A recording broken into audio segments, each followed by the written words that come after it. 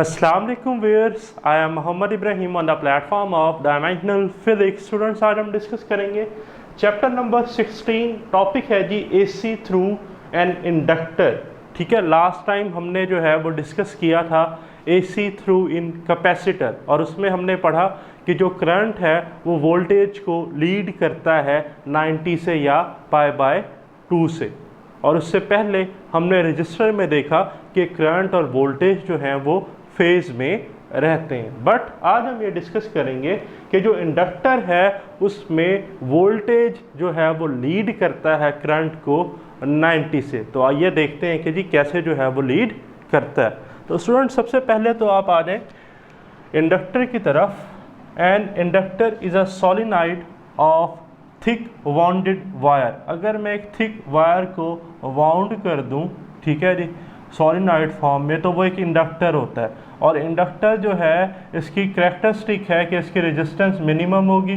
Minimum mean मैं ले सकता हूँ अप्रॉक्सीमेटली 0, और जो इसकी सेल्फ इंडक्टेंस है वो हाई होगी, काफ़ी लार्ज होगी। ठीक, अब देखें इंडक्टर जो है ये क्या स्टोर करता है जी, मैग्नेटिक एनर्जी। ये आपने पढ़ा, ठीक है जी, प्रीवियस नॉलेज हमारा जो है एनर्जी स्टोर्ड इन इंडक्टर में मैग्नेटिक एनर्जी जो है जी ये स्टोर करता है। ठीक, नेक्स्ट आप देखें कि ये एक सिंपल सा सर्किट है। एक एसी सोर्स जो है वो एक इंडक्टर, ठीक है जी, उसके साथ सीरीज में कनेक्टेड है। ठीक, अब देखें inductor will oppose the flow of AC due to induce EMF. अब होता क्या है, देखिए एसी है ना, एसी में होगा ये कि जैसे ही हम एसी अप्लाई करेंगे इस इंडक्टर को तो करंट इसमें से पास होगा। जब करंट पास होगा तो by using ampere law B is equal to mu naught N I magnetic field due to a current carrying solenoid. ठीक है जी, तो होगा ये कि जो हमारे पास करंट जब इसमें से एंटर होगा, ठीक है, उसकी वजह से क्या प्रोड्यूस होगी, मैग्नेटिक फील्ड, और मैग्नेटिक एनर्जी इसमें स्टोर होगी। और चेंज इन मैग्नेटिक फील्ड जो है उसकी वजह से मैग्नेटिक फ्लक्स में चेंज आएगा। जब मैग्नेटिक फ्लक्स में चेंज आएगा तो फ्राडे लॉ जो है हमारे पास, ठीक है जी, Faraday law of electromagnetic induction, वो तो ये कहती है कि जहाँ पर भी मैग्नेटिक फ्लक्स में चेंज आएगा वहाँ पर इंड्यूस ईएमएफ जो है वो प्रोड्यूस होगी। तो इंड्यूस ईएमएफ जो है वो अप्लाइड ईएमएफ को अपोज करेगी। क्या करेगी, अपोज। इसलिए जो इंडक्टर है ये अपोज करता है फ्लो ऑफ एसी को। तो स्टूडेंट, यहाँ पर जो हम रेफरेंस लेंगे अब वो वोल्टेज की जगह करंट को लेंगे। ठीक है जी, तो करंट के लिए अल्टरनेटिंग करंट के लिए इक्वेशन है I is equal to I naught sine omega T by AC generator.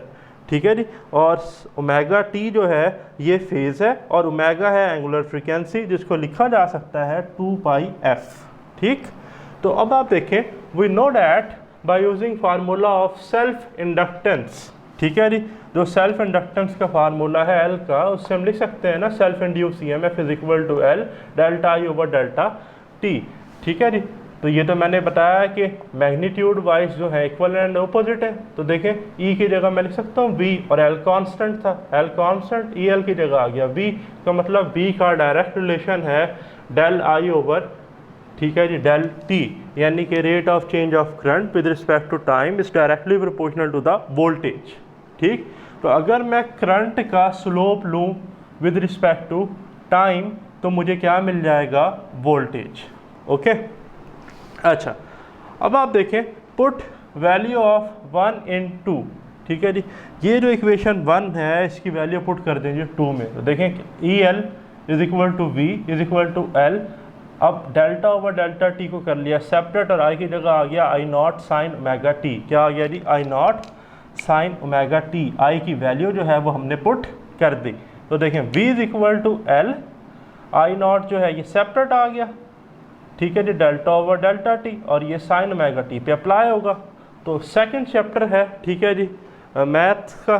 ठीक है जी, मैथ वालों के लिए समझना बड़ा आसान है, और जो बायो के स्टूडेंट्स हैं उनको मैं रिकमेंड करूंगा कि वो ये स्लोप वाला जो कंसेप्ट है वो कर सकते हैं। ठीक, क्योंकि आपने बच्चे जो डेरिवेटिव्स हैं वो नहीं पढ़े। ठीक, तो फिलहाल देखें डेरिवेटिव सबसे पहले कि जो हमारे पास डेरिवेटिव होता है साइन फंक्शन का वो स्टूडेंट होता है कॉस।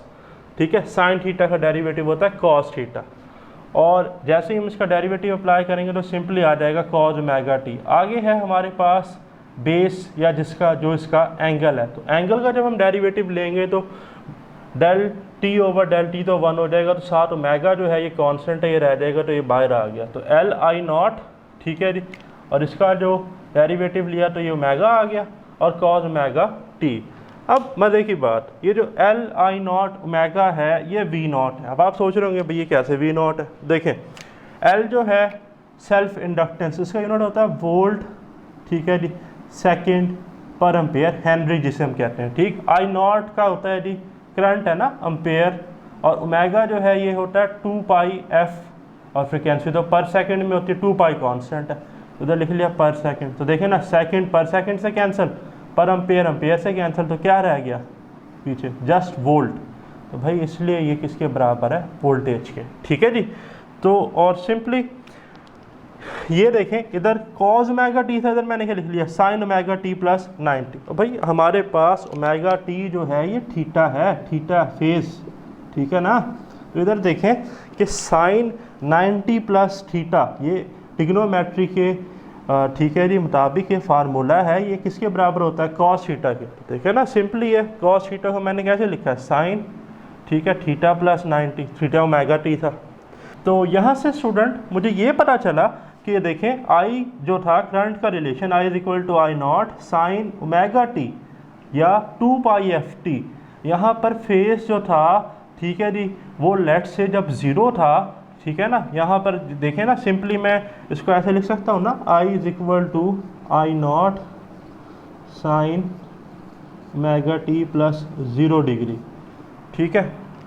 बट यहाँ पर कितना है, ओमेगा टी प्लस 90, ठीक है। मीन के यहाँ पर अगर फेज़ में जो चेंज आ रही थी वो 0 डिग्री थी, तो यहाँ पर जो फेज़ में चेंज आ रही है वो 90 है। जब यहाँ पर 90 होगा तो यहाँ पर कितना होगा, 180। मीन्स के वोल्टेज जो है वो करंट को लीड कर रहा है 90 से, ठीक। ये प्रूफ हो गया एक। तो ये हमारी बुक में जो है, पंजाब की टेक्स्ट बुक जो है, उसमें ये वाली डेरिवेशन मेंशन नहीं है। अब आ जाए मेडिकल स्टूडेंट्स के लिए, जो कंसेप्ट है वो किसका है, स्लोप का। तो रिजल्ट हमें मिला कि जी voltage lead current by pi by 2 और 90, ठीक है जी। तो एसी थ्रू इंडक्टर में वोल्टेज जो है जी वो विनर है, और वो 90 से लीड करता है करंट को, आप इस डायग्राम में भी देख रहे हैं, ठीक। अब आ जाए स्टूडेंट स्लोप की तरफ। स्लोप क्या होता है, राइज ओवर रन, ठीक है जी। कोई भी मेरे पास इस तरह की शेप, ठीक है जी, लाइक पहाड़ नुमा आप ले लें कोई भी, ठीक है, ट्रैक, तो जिस पे हम वर्टिकली भी, ठीक है जी, वर्क कर रहे हैं, हॉरिजेंटली भी हम वर्क कर रहे हैं, तो स्लोप सरफेस, ठीक है ना। तो अब जो स्लोप है इस पे हम टेंजेंट ड्रा करेंगे, ये जो साइनोसाइडल कर्व है, ये वाली कर्व, इस पे हम टेंजेंट्स ड्रा करेंगे और उनकी मदद से स्लोप कैलकुलेट करेंगे। स्लोप है क्या, राइज ओवर रन, ठीक, यानी कि delta Y over delta X. अब आपने 2 पॉइंट्स याद रखने।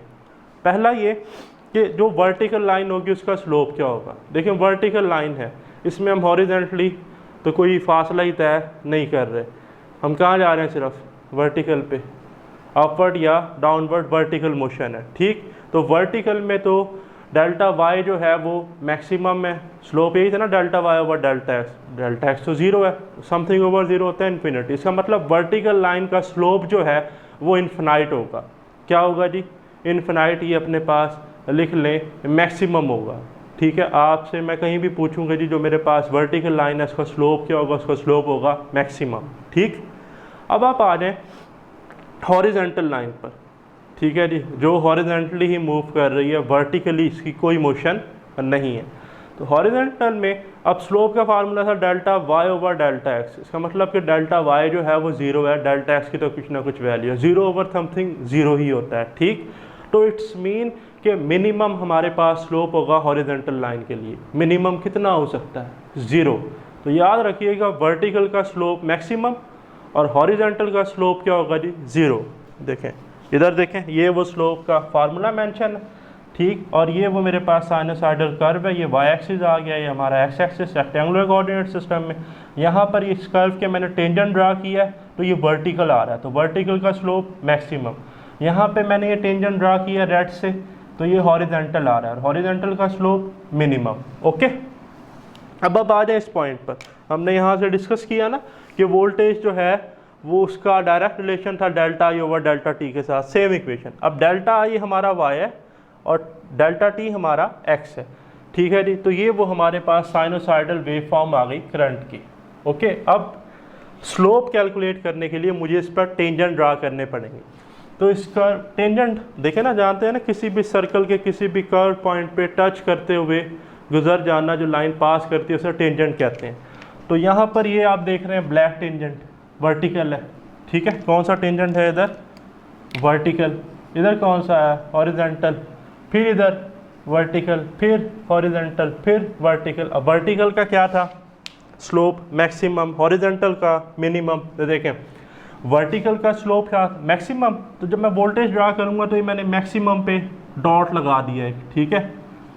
फिर मिनिमम, फिर मिनिमम पर डॉट आ गया, फिर मैक्सिमम, इसका मतलब नेगेटिव में अब मैक्सिमम आएगा, पहले पॉजिटिव में मैक्सिमम था, ठीक है। ये मैक्सिमम आ गया, फिर मिनिमम, ये देखिए मिनिमम, फिर मैक्सिमम, फिर मैक्सिमम। इन सारे पॉइंट्स को जैसे ही मैं मिलाकर ड्रा करूंगा तो मेरे पास जो है जी ये वेव फॉर्म आ जाएगी, ठीक। और अगर इसी वेव फॉर्म को स्टूडेंट हम इधर ड्रा करें तो आपके बुक में जो डायग्राम बनी हुई है सेम वही डायग्राम जी बन जाएगी, जिसमें वोल्टेज जो है वो लीड कर रहा है करंट से, कितने एंगल से?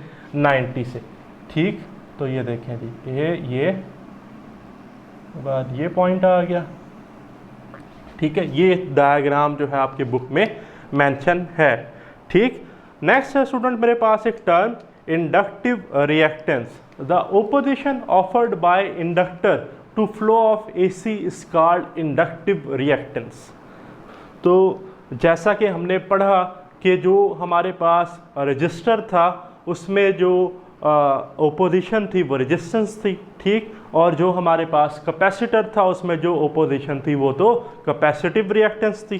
तो यहाँ पर होती है जी इंडक्टिव रिएक्टेंस, इंडक्टर की वजह से। तो XL से रिप्रेजेंट करते हैं, VRMS over IRMS is equal to omega L, और ओमेगा होता है स्टूडेंट 2πf। इसका मतलब कि L के साथ XL का डायरेक्ट रिलेशन है। इंडक्टर की इंडक्टेंस ज़्यादा होगी तो XL ज़्यादा होगा, इंडक्टिव रिएक्टेंस ज़्यादा, और अगर इसकी वैल्यू जो है वो कम होगी, ठीक है जी, तो फ्रीक्वेंसी भी क्या होगी? कम होगी। ओके, तो यूनिट जो है ये ओपोजिशन है, ठीक है जी, जस्ट लाइक आ रेजिस्टेंस। तो जो इसका यूनिट है वो हमारे पास ओहम है। क्या है? ओहम। और आप जानते हैं कि ओहम की जो डायमेंशन है वो होती है जी ml² T-3 A-2। तो ये हमारा आज का टॉपिक था। अगर आपका कोई क्वेश्चन है इससे रिलेटेड तो कमेंट्स में ज़रूर डिस्कस कीजिएगा। स्टे ब्लेस्ड, अल्लाह हाफिज़।